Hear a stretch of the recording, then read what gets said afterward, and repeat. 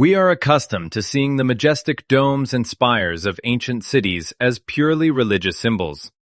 From childhood, we are taught that these grandiose structures were erected solely for spiritual purposes, whether they are cathedrals, mosques, or other places of worship. However, once you cast aside imposed dogmas and look at this architecture with the unbiased eye of an engineer, a completely different and startlingly obvious picture emerges. The complex metal finials, multi-tiered geometric designs, and spires reaching into the sky look strikingly like technical devices, not just cult objects. These are not merely decorative elements, but complex antenna systems, functionally designed to interact with atmospheric electricity and the ether. All these buildings, scattered across different continents, possess a suspiciously unified structural style, as if they were nodes of a single global energy grid covering the planet. The concept of free wireless energy, which today is often ignored or labeled as pseudoscience, could well have been commonplace for that civilization. It is extremely difficult to believe that societies which, according to official history, moved around on horse-drawn transport and lit their homes with splinters or primitive lamps, would spend colossal, unbearable resources on creating such technologically complex objects merely for rituals. It is far more logical to assume that we are looking at the ruins of a highly developed infrastructure, the function of which has been forgotten or intentionally hidden, and the buildings themselves were later simply repurposed for the needs of new inhabitants who had lost the knowledge of their ancestors. Here arises a fundamental paradox: the screaming discrepancy between the level of technology and the historical era to which these structures are attributed. We are asked to believe that these masterpieces of stone, marble, and metal were created in the 18th and 19th centuries, at a time when the world, according to textbooks, was still quite primitive and fragmented. But the quality of material processing, the laser-like precision of fitting giant blocks, and the widespread use of conductive elements point to industrial capabilities that not only rival, but often surpass modern achievements. Who created this infrastructure in a world that had barely recovered from endless conflicts? Where did the resources come from to build thousands of such objects simultaneously around the globe, if the economy of that time could barely meet the basic needs of the population? Moreover, the ergonomics of these structures cause deep bewilderment when trying to relate them to the physiology of an ordinary human. When we walk inside these antique train stations, palaces, or cathedrals, we feel like strangers, like children wearing their parents' clothes. Giant doorways, with handles that are impossible to reach without effort, balustrades and railings that are at the level of our necks, and huge steps. All of this was not designed for us. This world was created for completely different physical standards, for beings whose capabilities, strength, and size significantly exceeded the parameters of a modern human. We have merely occupied these empty halls, trying to adapt them to our modest daily lives. But the architecture itself continues to silently testify that the true owners and builders of these walls were anyone but people of our height and ability. These architectural inconsistencies become especially obvious if we drop the habit of taking our environment for granted and analyze it from the perspective of elementary ergonomics.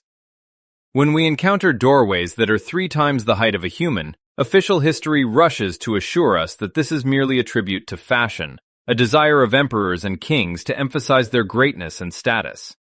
However, any architect or engineer will confirm that the design of residential or administrative space is always based on the physical parameters of the end user. No one in their right mind, possessing limited resources and primitive tools, would create doors that are impossible to open without the help of mechanisms or a group of servants, unless those doors were intended for beings of a corresponding scale. A particularly telling example is the balustrades and railings on the balconies and terraces of old buildings.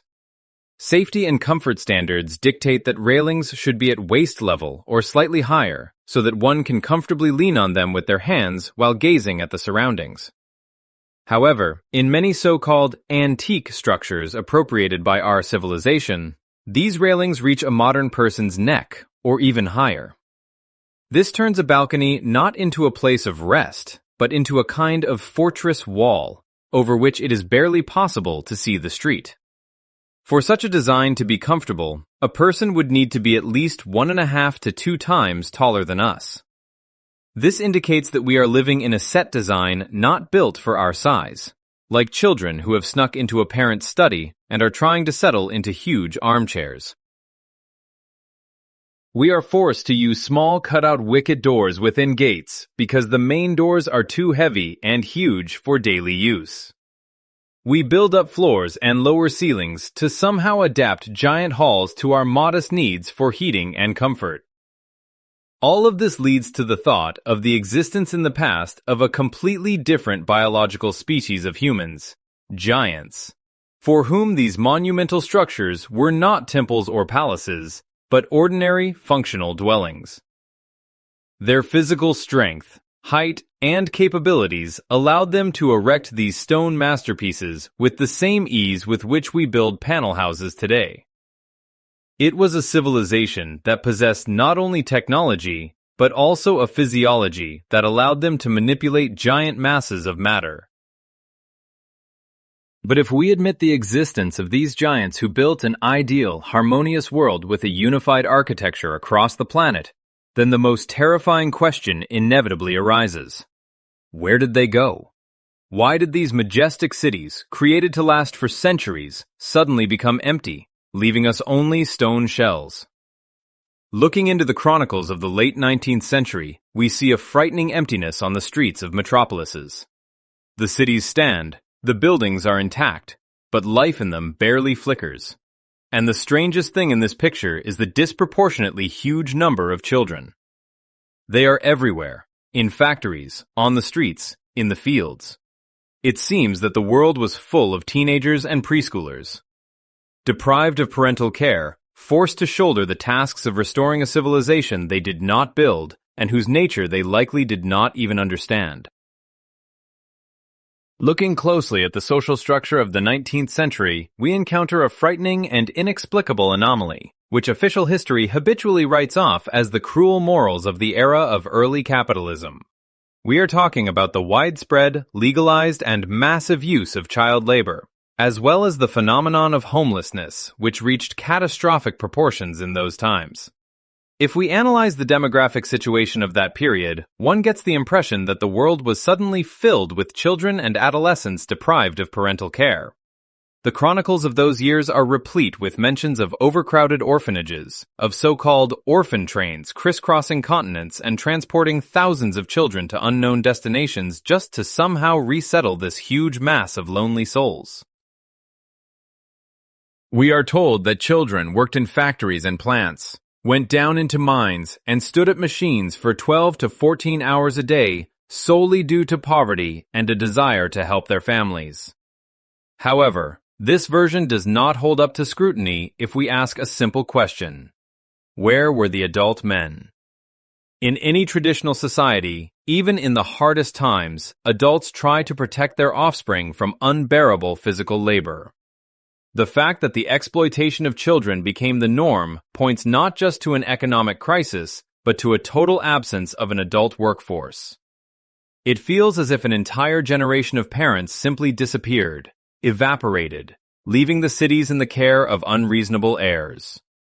Adults would never have allowed their children to perform dangerous work on an industrial scale if they themselves were able to ensure their survival. This suggests that we are observing the consequences of some global event, as a result of which the planet's population was either destroyed or reset. These orphans, flooding the cities of Europe, America, and the Russian Empire, look like an artificially restored population settled into empty scenery. They did not know their past, did not remember their roots, and were ideal material for forming a new society from a clean slate. They were given primitive knowledge, taught to service surviving mechanisms, the working principles of which they hardly fully understood, and forced to survive in a world that was too big and complex for them.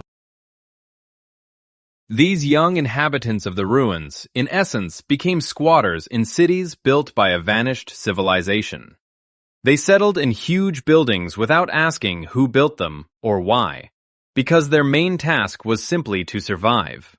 But even their child's gaze could not fail to notice the strangeness of the surrounding landscape.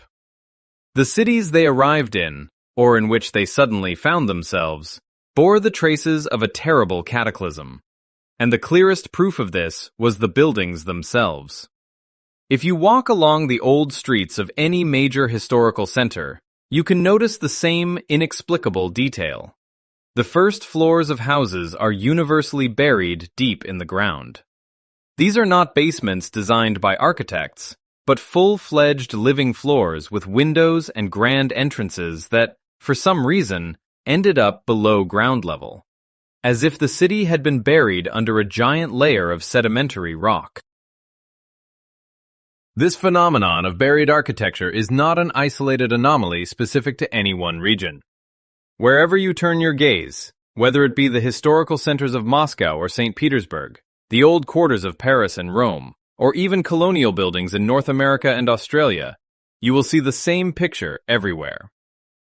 The first floors of buildings constructed in the so-called classical style are drowning in the soil. Windows, which by all architectural rules should let in light and air, are half or even completely cut off by the level of the sidewalk, turning into ridiculous slits looking into the asphalt or cobblestones. Official science offers us a soothing explanation called the cultural layer. They try to convince us that over a couple of centuries, city dwellers trampled, littered, and paved roads 3 to 4 meters high. However, this theory crumbles to dust at the first encounter with common sense. It is impossible to imagine a homeowner who would calmly watch as dirt and road paving slowly cover his windows, block the grand entrance, and turn the first floor into a damp basement. In reality, when roads are repaired, the old surface is removed, not laid in layers on top of the previous one ad infinitum.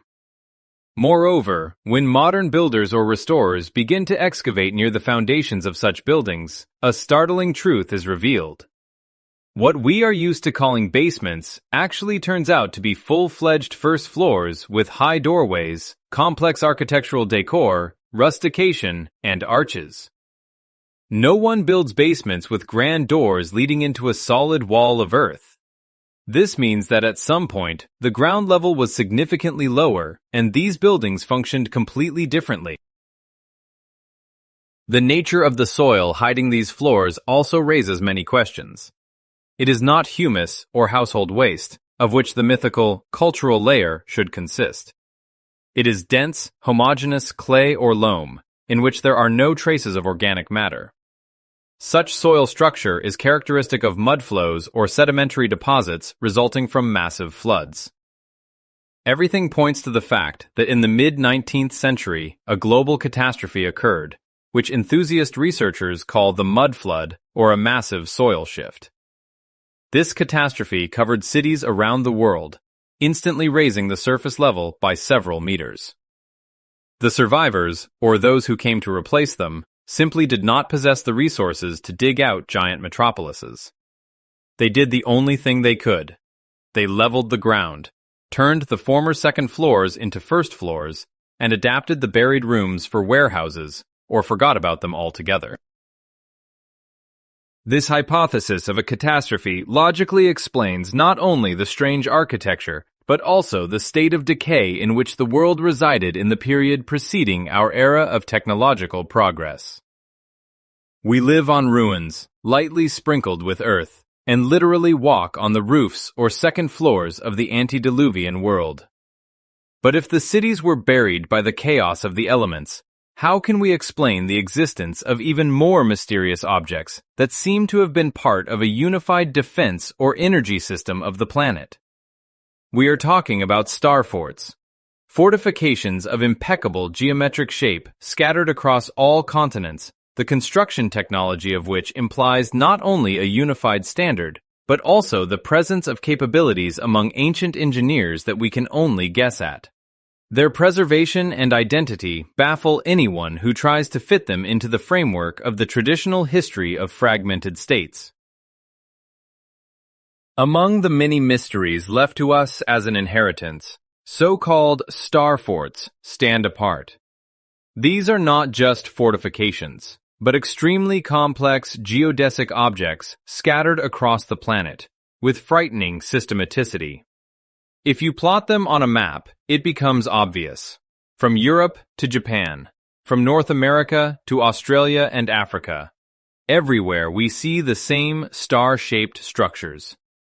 Official historiography calls them bastion fortifications, created for protection against artillery fire, and attributes their construction to different nations and eras. However, their perfect geometry, visible in all its glory only from a bird's-eye view, shatters these explanations completely. To build such a complex figure with perfect rays, symmetrical ramparts, and water canals, while standing on the ground and using only a rope and pegs, is practically impossible. For such layout on vast territories, often in difficult terrain or swamps, one needs not only precise maps, but also the ability to view from above, as well as leveling technologies unavailable in the times to which these structures are dated. The colossal volume of earth and stonework required to erect even one such fort is comparable to the construction of the Egyptian pyramids, and there are thousands of them. We are expected to believe that people moving on horses and digging the earth with shovels, in the intervals between endless wars and epidemics, reshaped the landscape of the entire planet, creating a unified, standardized network of star structures. This looks more like traces of the global infrastructure of a single civilization, where these objects performed the function not so much of defense, but perhaps of generating or distributing that same energy we spoke of earlier, or served as nodes of a transport network. The water surrounding most of these fortresses could have played the role of a conductor or resonator, not just an obstacle for enemy infantry.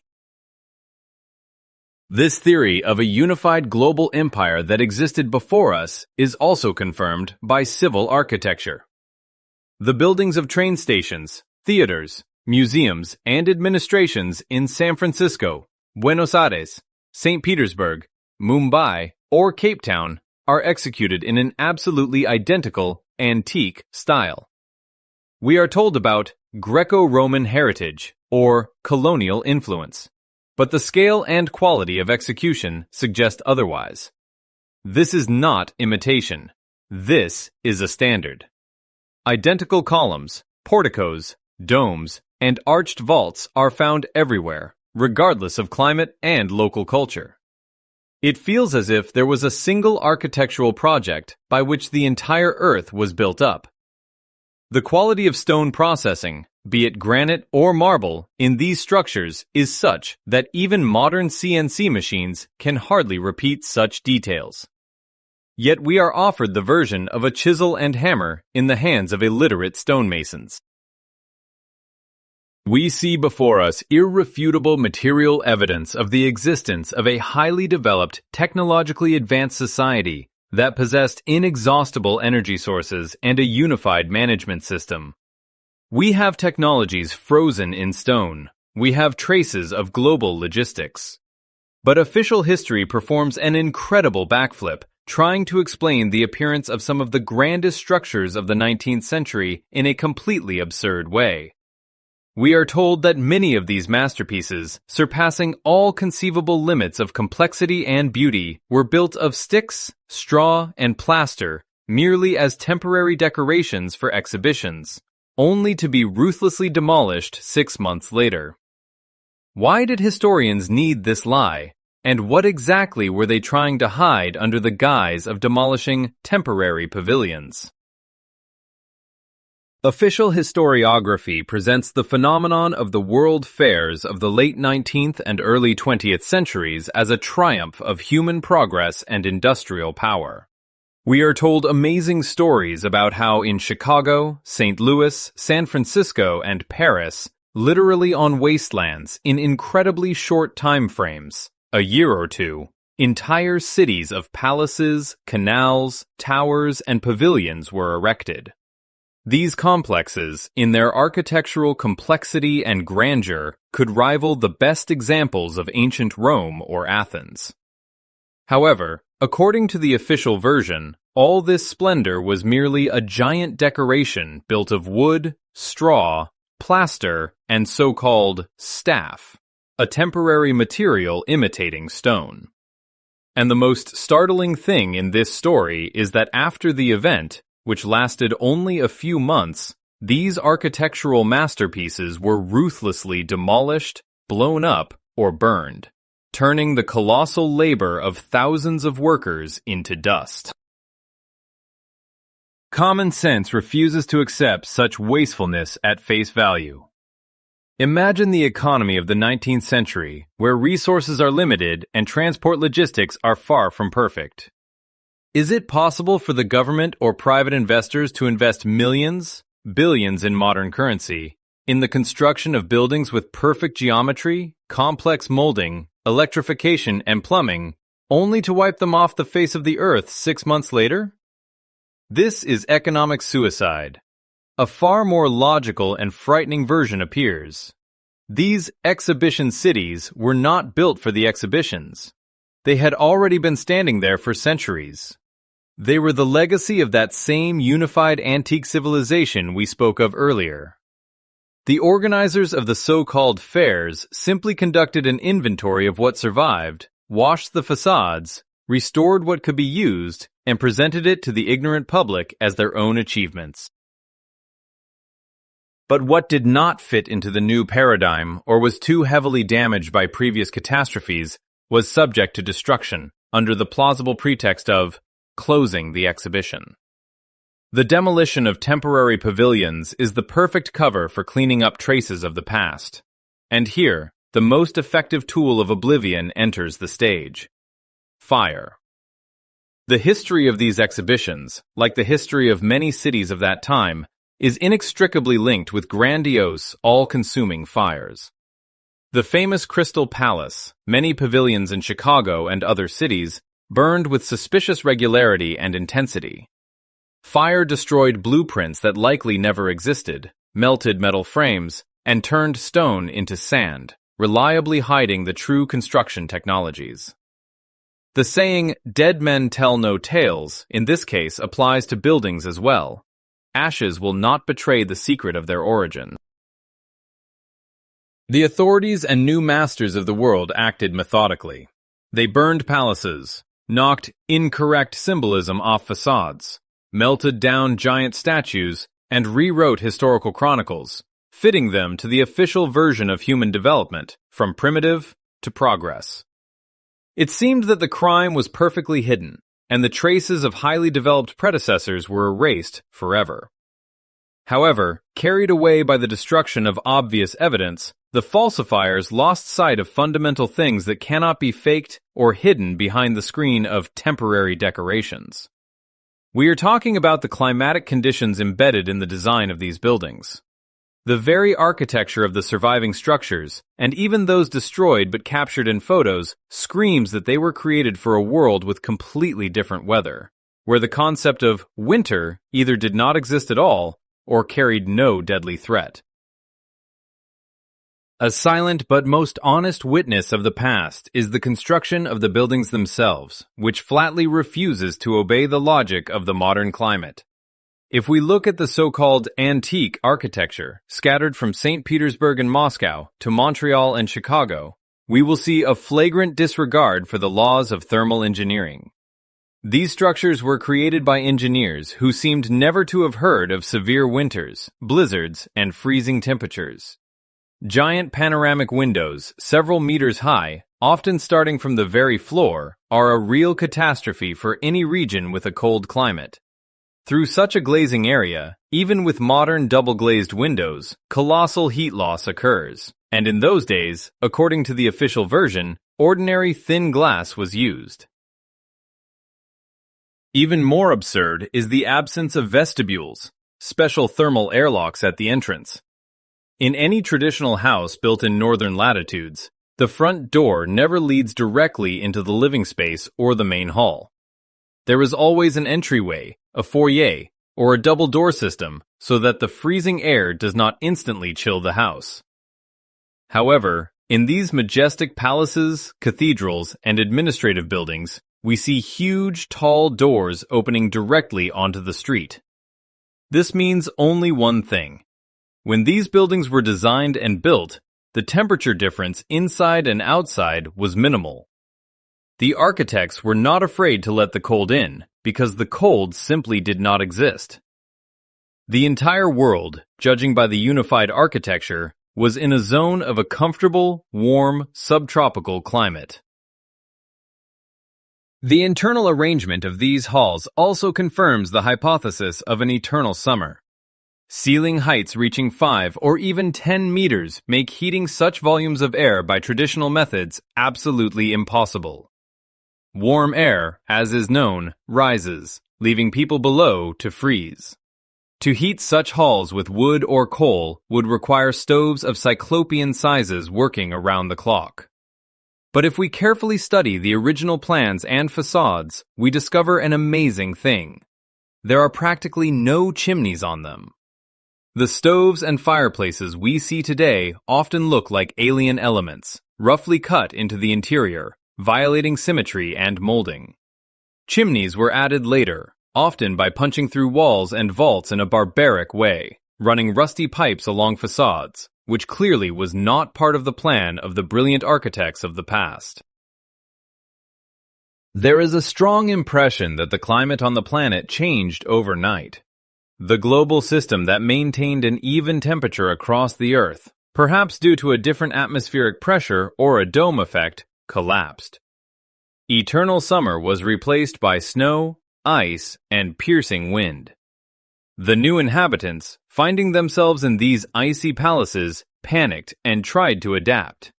They bricked up excess windows, built partitions to reduce the volume of rooms, and installed potbelly stoves to somehow keep warm. We live in houses that were built not for us and not for this weather. We insulate them, install central heating, spend colossal resources on heating the street, but we still remain hostages of someone else's architectural thought.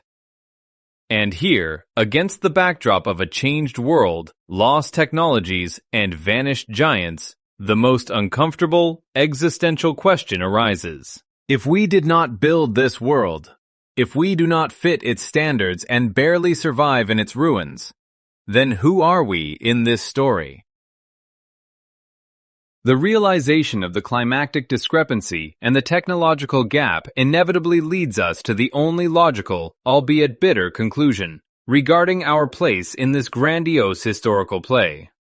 If we cast aside pride and stop blindly believing textbooks, it becomes obvious. We are not the great architects or creators of this world. We are merely squatters, accidental settlers who have occupied empty houses, left over from a more developed and powerful civilization. We are like tribes that found an abandoned metropolis and pitched their tents right in the throne rooms, lighting fires on marble floors and using fragments of high-tech devices as primitive tools. This cognitive dissonance becomes almost physically palpable when analyzing the chronicles of the late 19th and early 20th centuries.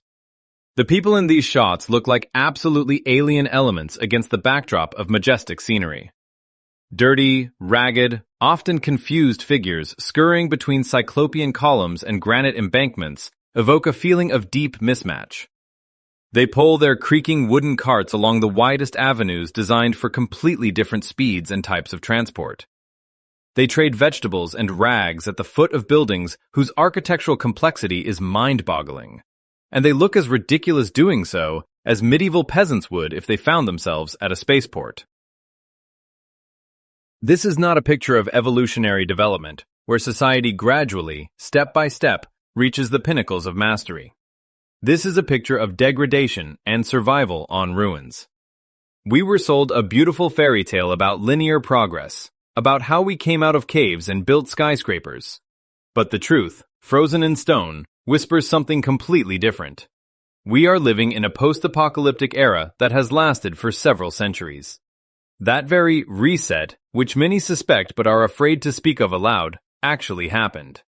Some global catastrophe wiped away the true masters of the planet, those very giants who possessed ether technologies and a unified world consciousness, leaving us as an inheritance only the empty shells of cities and scraps of knowledge that we mistakenly mistake for our own discoveries.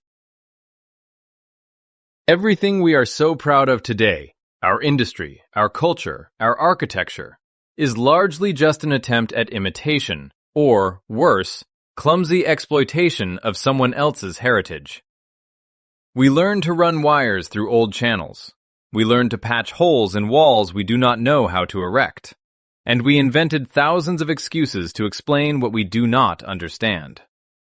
To admit this means to destroy the foundation of a habitual worldview. But only by admitting that we live on the ashes of a great empire can we stop being blind consumers of someone else's past and, perhaps, begin to search for the true reasons why our world is arranged this way. History is not linear, it is cyclical, and we are now at that point in the cycle where memory is erased, and the greatness of ancestors serves only as a background for our daily bustle. It is time to open our eyes and see that the scenery around us is too big for the play we are acting in it.